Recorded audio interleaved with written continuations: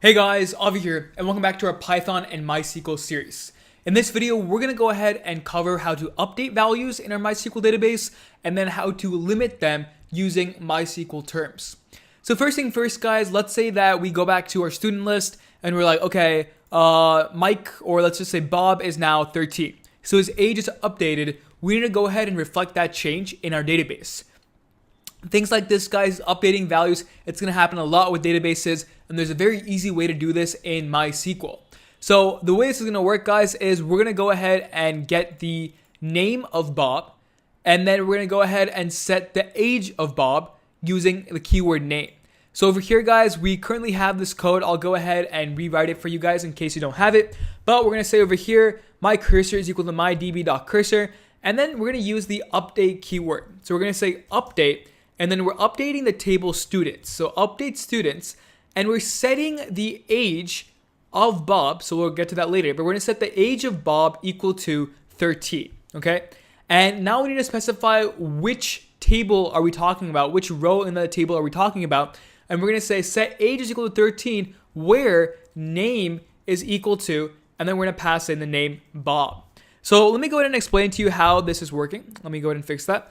And what we're basically saying here, guys, is we're specifying Python that we're going to update the table students, and we're setting the age of 13 where our name is equal to Bob. So it's going to go ahead and go through the Python, or go through our SQL database, find the name Bob, and over there it'll update the column age, that value, with 13.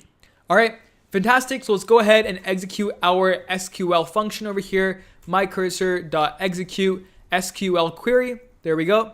And then we can go ahead and say mydb.commit. So again, any change that we make to the database, like we said before, has to be committed. Otherwise, it will not update. Let's go ahead and save that and run it.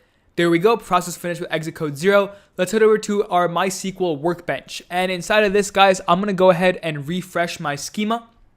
So over here, I hit refresh. And now if I go ahead and hit select star from students and run this query one more time, I get Bob is equal to 13. Fantastic. So that is how you update a value in Python. Again, you're running that exact same SQL query, and you're going to say my cursor to execute SQL. Awesome.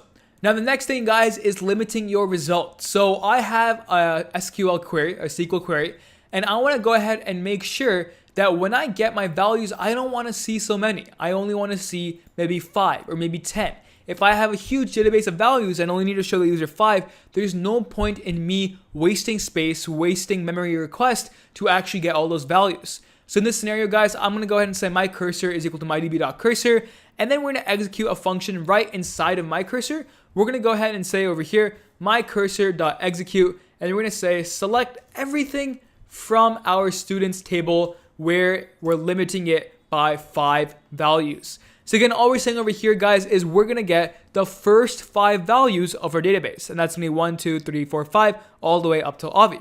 So my cursor to execute this function.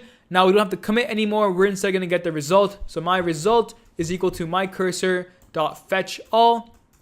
And then for result in my result, print result. Okay. So what's happening here, guys, is very, very straightforward. We're using the limit function of SQL to ensure that we only get 5 values. All right. And then we're going to say my cursor.fetch all and then print out the result. So go ahead and save that and run this code. And then we get the first 5 values. Fantastic. Now, what if we're saying that we have our database and we have all these different values? We want to go ahead and start from Amanda. I want to start from Amanda and then go ahead and get to Mike. So again, Amanda to Mike, 1, 2, 3, 4, 5. Those are 5 values, but I'm offsetting my search by 2. So MySQL has its own offset keyword in scenarios where you want to go ahead and start limiting after a certain point. In this scenario, if I say offset 2 and then go ahead and run this code, I'm going to get the first 5 values starting from Amanda because I offset my values by 2.